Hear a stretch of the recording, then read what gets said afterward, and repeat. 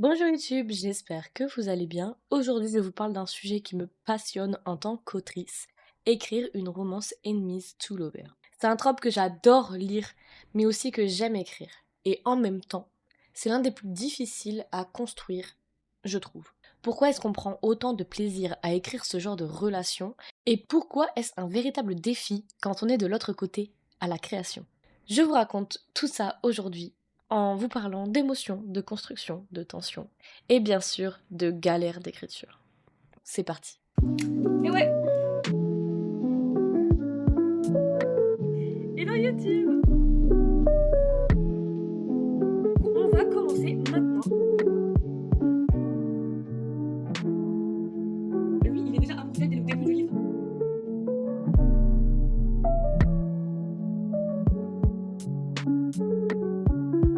Alors déjà, pourquoi on adore écrire un enemy to lover? Je pense, première raison, c'est parce que c'est intense émotionnellement. Écrire une romance enemy to lover, c'est comme jouer avec un feu d'artifice.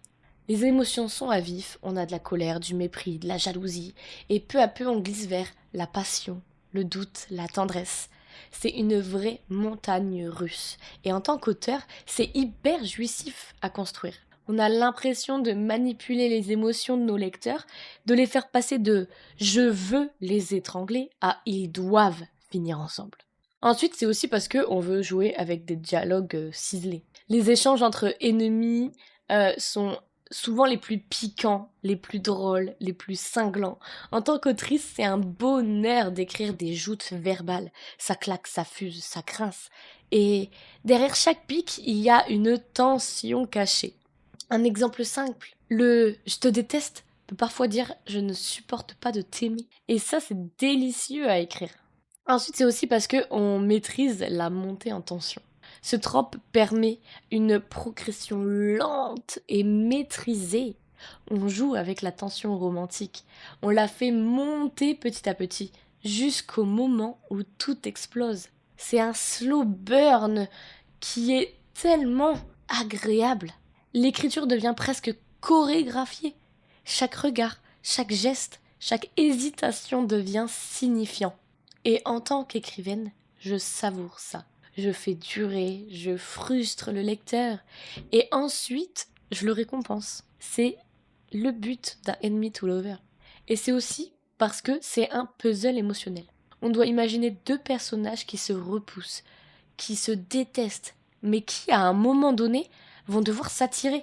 C'est un vrai défi d'équilibrage psychologique. Et ça donne un côté très satisfaisant quand on réussit à faire basculer la dynamique et que ce soit fluide, que ce soit normal, qu'on se dise pas c'est bizarre, pourquoi il change d'un coup. Non, il faut que ça y aille tout en douceur et il faut que ce soit naturel. Alors pourquoi c'est si difficile à écrire? D'abord, il y a toujours la frontière entre la tension et la toxicité. Un personnage qui méprise, qui insulte, qui rabaisse l'autre de façon violente, ça peut vite basculer dans le malsain.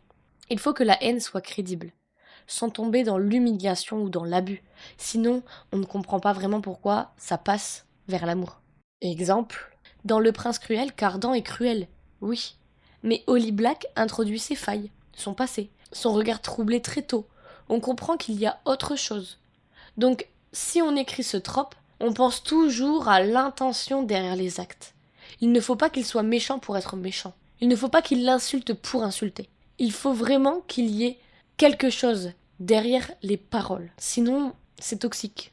Ensuite, le deuxième gros challenge, c'est la transition crédible de la haine à l'amour. Comme je l'ai dit un peu plus tôt, il ne faut pas que ce soit trop rapide.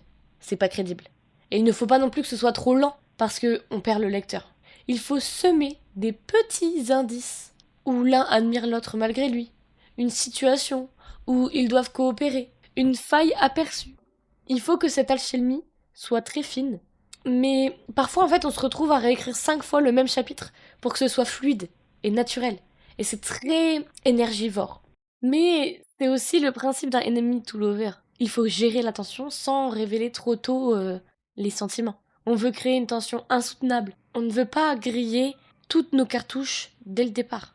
C'est impossible. Parfois, on a envie qu'ils s'embrassent au chapitre 4, mais on sait que non. On doit ralentir, on doit doser, on doit retarder, et ça, c'est très dur à écrire, parce que c'est une torture d'auteur. Et ça va être aussi une torture de lecteur plus tard. Et enfin, il y a aussi la cohérence des motivations. Là, vraiment, en fait, on doit avoir de bonnes raisons de se détester. Des vraies. Pas juste il est arrogant ou elle est trop jolie. Ils doivent vraiment avoir de bonnes raisons de changer d'avis. En tant qu'auteur, on doit penser aux arcs narratifs individuels de chacun des personnages. Leur transformation ne doit pas dépendre que l'un de l'autre, mais aussi de leur propre évolution. Et ça, c'est vraiment un nœud à écrire. Il faut vraiment que on parte d'un nœud et en fait que chaque évolution permette de délier le nœud. Et c'est très compliqué. Si je peux vous donner quelques conseils, même si je ne suis pas une professionnelle du enemy to lover, je pourrais vous dire que créer des personnages solides, avec des blessures profondes et des objectifs opposés, ça fonctionne.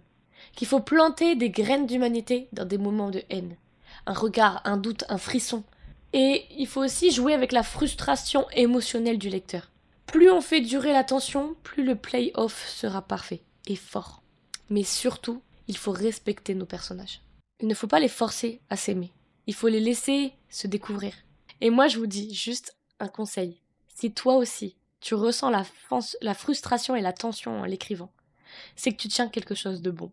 Donc en gros, écrire une romance enemy to lover, c'est comme jouer avec une corde tendue. Ça vibre, mais quand on la relâche, c'est magnifique. C'est un trope exigeant, mais aussi profondément satisfaisant à écrire. Alors si tu es en train d'écrire cette histoire comme ça, lâche pas.